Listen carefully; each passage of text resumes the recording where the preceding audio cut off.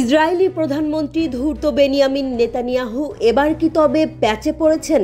যুদ্ধবাজ এই প্রধানমন্ত্রী তার নিজের দেশকেই বিপদে ফেলেছেন। ক্ষমতায় টিকে থাকার লোভে একের পর এক অন্যায় করেছেন। গাজার পর লেবাননকে গণহত্যার মঞ্চ হিসেবে বেছে নিয়েছেন। তবে সব ফ্রন্ট থেকে শক্তিশালী প্রতিরোধ গড়ে তুলেছে প্রতিরোধ যোদ্ধারা। নেতৃত্বে রয়েছে স্বয়ং ইরান। ইসরায়েলের প্রধানমন্ত্রী বেনিয়ামিন নেতানিয়াহু বলেছেন, ইসরায়েলে 7 অক্টোবর হামাসের হামলার প্রায় 1 বছর পর তার দেশ এখন 7টি ফ্রন্টে লড়াই করছে। শনিবার এক ভিডিও বিবৃতিতে তিনি বলেন, আজ ইসরায়েল শত্রুদের বিরুদ্ধে 7টি ফ্রন্টে আত্মরক্ষা করছে। তিনি জানিয়েছেন, এর মধ্যে রয়েছে উত্তরে ইরান সমর্থিত হিজবুল্লাহ, গাজার হামাস, ইয়েমেনের হুথি, পশ্চিম তীর এবং ইরাক ও সিরিয়ার শিয়া মিলিশিয়া। ইসরায়েলের প্রধানমন্ত্রী যোগ করেন, এবং আমরা ইরানের বিরুদ্ধে যুদ্ধ করছি, যারা গত সপ্তাহে সরাসরি ইসরায়েলে 200টিরও বেশি ব্যালিস্টিক ক্ষেপণাস্ত্র নিক্ষেপ করেছে এবং ইসরায়েলের বিরুদ্ধে এই 7টি ফ্রন্ট যুদ্ধের পেছনে দাঁড়িয়ে আছে। ইসরায়েলি সেনারা এখন কোনো কুলকিনারা খুঁজে পাচ্ছে না। ইসরায়েলি শহরগুলোতে বেজে উঠছে সাইরেন।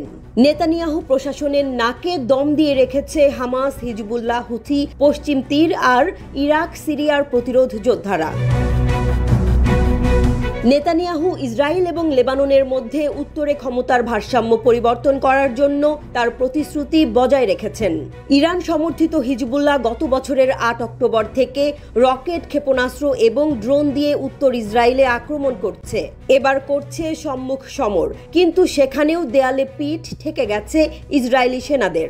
লেবাননে প্রবেশের মুখে হিজবুল্লাহর চ্যালেঞ্জের মুখোমুখি হয়েছে আইডিএফ, পেছনে সরে আসতে বাধ্য হয়েছে।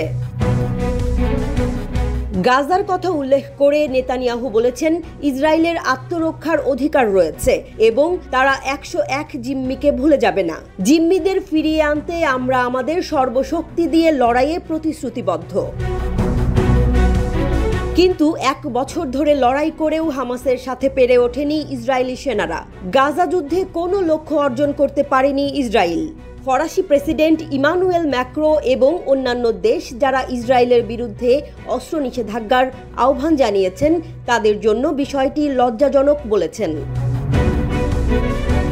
নেতানিয়াহু বলেছেন, নিশ্চিত থাকুন, ইসরায়েল যুদ্ধে জয়ী না হওয়া পর্যন্ত লড়াই করবে ইসরায়েলের স্বার্থে এবং বিশ্বের শান্তি ও নিরাপত্তার জন্য। ইসরায়েল নাকি বিশ্ব শান্তির জন্য লড়ছে, এর চেয়ে হাস্যকর আর কি হতে পারে? মধ্যপ্রাচ্যে ছড়িয়ে থাকা ইরান সমর্থিত গোষ্ঠীগুলোর সাথে দীর্ঘদিন ধরেই ইসরায়েল সংঘর্ষে লিপ্ত ছিল, কিন্তু 7 অক্টোবর থেকে তীব্র হয়েছে সংঘর্ষ, রূপ নিয়েছে যুদ্ধে। হুথি এবং হিজবুল্লাহর মতো গোষ্ঠীগুলো বলছে যে তাদের হামলা গাজায় ফিলিস্তিনিদের সমর্থনে। ইসরায়েলের সামরিক অভিযান কয়েক হাজার মানুষকে হত্যা করেছে এবং মানবিক সংকটের দিকে নিয়ে গেছে।